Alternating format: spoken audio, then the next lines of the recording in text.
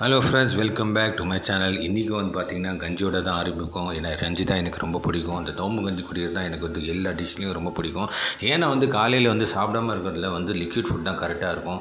So அது கூட பார்த்திங்கன்னா நன்னாரி ஷர்பத் மாதிரி லெமன் ஷர்பத், இது லெமன் ஜூஸில் தான் பொழிஞ்சது லெமன் ஜூஸு. அதோட பார்த்திங்கன்னா ஒரு ஐட்டம் வந்திருக்கு. ஸ்ட்ராபெரிலாம் சின்ன வயசில் பார்த்ததுங்க, நான் சாப்பிடவே இல்லை நடுவில். ஏன்னா இதெல்லாம் சாப்பிட்றதுக்கு எனக்கு என்ன சொல்கிறது, டைம் கிடைக்கல, இன்ட்ரெஸ்ட் இல்லைன்னு தெரியல. ஆனால் இதெல்லாம் சாப்பிட்ணும்.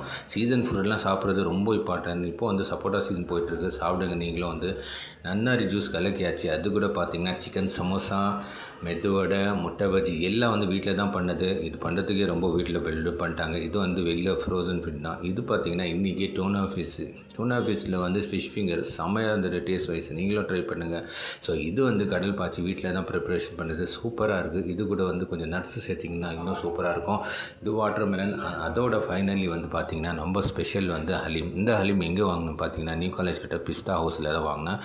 சொல்லக்கூடாது, டேஸ்ட் வைஸ் சூப்பராக இருக்குது. ஸோ இந்த நோம்பில் வந்து எப்போவும் இல்லாமல் இந்த வருஷம் தான் நான் ஹலீம் சாப்பிட்றேன். ஏன்னா அந்த ஹலீம் சாப்பிட்றதுக்கு எனக்கு முதல்ல வந்து என்ன சொல்கிறது, மற்ற ஐட்டம்ஸ் வயிறு ரொம்ப இதாகிடும், ஃபுல்லாகிடும்.